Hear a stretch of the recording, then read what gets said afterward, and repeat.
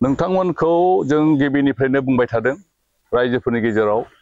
जे बिपिएफआ जुदि बे ओनसोलाव थायोब्ला अशान्ति जाफिनगोन कारण बिथांमोना अशान्तिखौ खालामनो मोजां मोनो। दिनै बोसोरब्रै बारलांबाय बोसोरबा बारलांबाय जोंनिया इउपिपिएल सरकार 2020 नि उनावहाय जोंनि बिटिआर ओनसोलाव गोबां शान्तिनि गेजेरजों साफ्रोमबो रायजो राजाफ्रा रायजो जानो हादों। गासैबो मिलि जुलियै बे ओनसोलावहाय बयबो गोजोननायनि गेजेरजों रायजो जानायखौ जों नुनो मोनदों आरो जोंनि गेजेराव खुनु बेबायदि मोनसे गावजों गावनि गेजेराव एना एनि जायाखै, गावजों गाव बुलायनाय जायाखै, गुबुन जातिफोरनि गेजेरावबो बेबायदि गावजों गाव एना एनि जायाखै। नाथाय दिनै नोंथांमोना नुदों दा इलेक्सन जानाय लोगो लोगो दिनै बिपिएफआ बिथांमोननि गुन्डा राजखौ स्टार्ट खालामदों।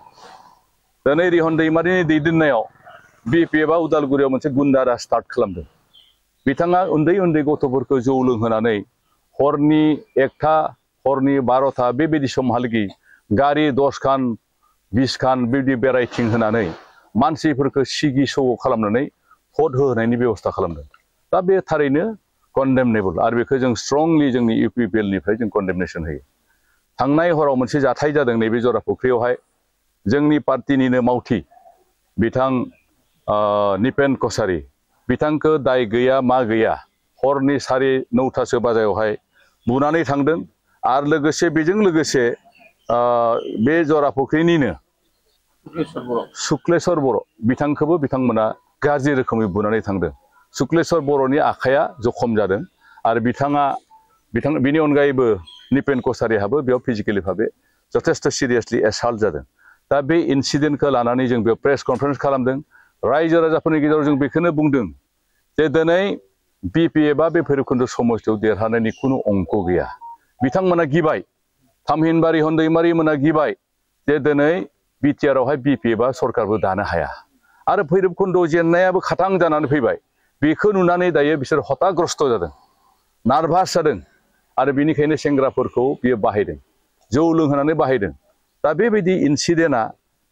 थारैनो जोंनि मोजां समाजनि थाखाय जेरावहाय जोंनि बर' रायजो राजाफ्रा दिनै गाज्रिखौ गारनानै मोजां फारसे आवगायनो सानदों आरो बिथां प्रमद बर'नि दैदेननायाव दिनै रायजो राजाफ्रा गोजोनखौ मोजां मोनदों। जोंनि गेजेराव गावजों गाव एना एनि जानायखौ मोजां मोनाखै। जोंनि साफ्रोमबो गोरों गोरा रायजो राजाफ्रा दिनै सोलायनायखौ लाबोबाय जोंनि समाजावहाय आरो बे सोलायनाय लाबोनायखौ दिनै रावबो गोदानै बेबायदि गावजों गाव बुलायलायनाय मोनसे समाजखौ लुबैया। नाथाय बिथां रिहन दैमारिया मा सानदों, गावखौ आरो माबा साउथ इन्डियान फिल्मनि एक्टरसो सानबाय नामा, मोनसे पलिटिक्स खालामनो ओंखारदों, मोनसे सिभिलाइज पलिटिक्स खालाम। जों बेबायदि समाजनि गेजेरावहाय जोंनि बर' समाजा सोरखौबा बुनानै सोरखौबा सौनानै राजनिति खालामनायखौ दिनै बर' समाजा नाजावा आरो बेखौ सोद्रोम समाजा रावबो नाजावा। ओंखायनो दिनैहाय जों खावलायदों जोंनि बे भैरबकुन्द ओनसोलल' नङा, जोंनि साफ्रोमबो बे बिटिआर ओनसोलनि रायजो राजाफोरखौ जों खावलायदों जे बिपिएफ सरकारा फैयोब्ला निश्चित भाबे जोंनि बर'नि गेजेरावहाय अशान्ति जागोन आरो बिनिनो इसाराखौ दिनै उदालगुरियावहाय रिहन दैमारिनि दैदेननायाव भैरबकुन्द समस्तियाव बिथाङा जागायजेनदों। दिनै बेनिखायनो आं खावलायदों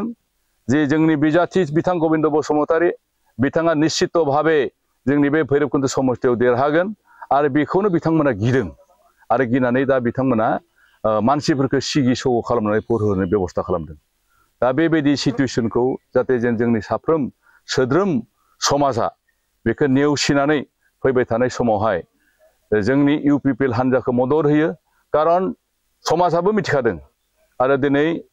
समाजा रावबो जाम्बा नङा जे बबे पार्टिखौ सापर्ट होयोब्ला जोंनि समाजा मोजां समाज जागोन आरो बबे लामाजों आगान सुरोब्ला जोंनि बर' समाजखौ जों मोजां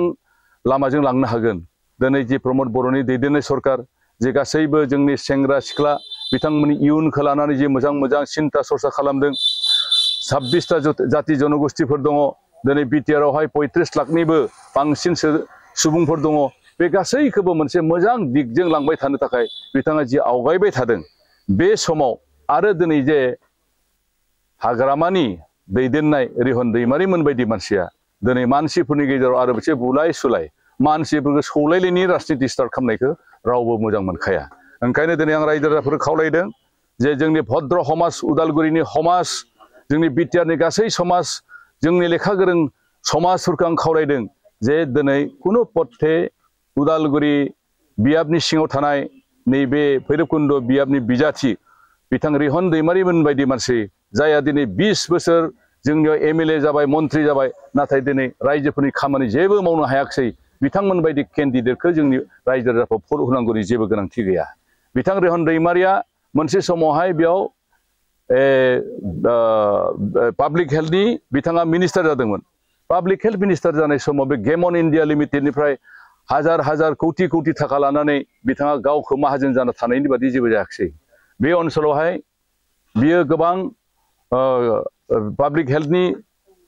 दै बेदिनो बरिं सेन्टारफोर पाब्लिक हेल्थ जुगासननि थाखाय बिथां खामानि मावबाय लुनानै होदों नाथाय दै गैया गोबां जायगायाव बेबायदिनो मानसिफ्रा दै मोनगोन सानदोंमोन नाथाय दैखौनो रावबो मोनजायाखै रावबो दै मोनलोङाखै नाथाय दिनै इउपिपि सरकार फैनाय लोगो लोगो दैखौ जेरावबो मोनलोंनो हानाय जाबाय दिनै जोंनियाव ओरैबायदि एग्जाम्पल दङ बिनि पाब्लिक हेल्थ सेन्टार जेरावहाय खुलिना होदोंमोन माखासे पाब्लिक हेल्थ सेन्टाराव बिथांमोननि माखासे मानसिफ्रा ना फिसिनानै जालायनायनि मोनसे उदाहरन दङ बिनि एग्जाम्पलखौ नांगौबा जों गोथां एग्जाम्पल जों होनो हायो नैबेबायदि मोनसे पाब्लिक हेल्थ डिपार्टमेन्ट बिथां गबिन्द बसुमतारी दैदेनदोंमोन सरि गबिन्द बसुमतारी रिहन दैमारिया दैदेनदोंमोन दा बेनिखायनो जों खावलायगोन जे जाय मानसिया 20 बोसोर सम मोननानैबो जेबो खामानि मावनो हायाखै दिनै गबिन्द बसुमतारीया अनलि 5 बोसोरल' मोनदों बे 5 बोसोरावनो बिथाङा रिहन दैमारि जेसेबां खामानि मावबाय बेनिख्रुइ बांसिन खामानि मावदों बिटिआरआव दिनै प्रमद बर'आ बे 5 बोसोराव जेसेबां खामानि मावदों जुदि 15 बोसोर बायदि जुदि सम मोननांगौब्ला आकाश पाताल जोंनि बे ओनसोलावहाय जौगानाय आरो डेभेलपखौ लाबोनो हागोन ओंखायनो जों खावलायदों दिनै बे प्रेस मिटनि गेजेरजों जायफोरखौ दिनै बेयाव गाज्रि रोखोमै बुना गालांबाय बिथांमोननि सायाव जोंनि पुलिस प्रशासना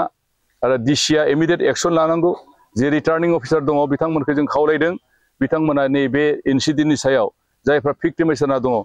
बिथांमोनखौ ट्रिटमेन्ट होनांगौ आरो लोगोसे जायफोरा बे गाज्रि खामानियाव बे क्राइमाव इनभल्भ जाबाय बिथांमोनखौ इमिडियेटलि आयेनगत भाबै एरेस्ट खालामनांगौ बेखौ जों बे प्रेस मिटनि गेजेरजों खावलायो बेखौ दा आयेनगत भाबै जोंनि पार्टी बिथिंनिफ्राय खालामनाय जागोन बेखौ आरो अलरेडि खालामबाय होननानै आं खोनादों गतिके बेवहाय बे आयेना आयेन हिसाबै थांथोंसै जों बेनिखायनो जोङो रिटार्निं अफिसार बिथांखौ जों खावलायदों जे बे बेलायावहाय जिहेतु कड अफ कन्डाक्ट जानानै दङ निश्चित भाबै बेयाव रिटार्निं अफिसारा बिनि सायाव बेबस्था खालामगोन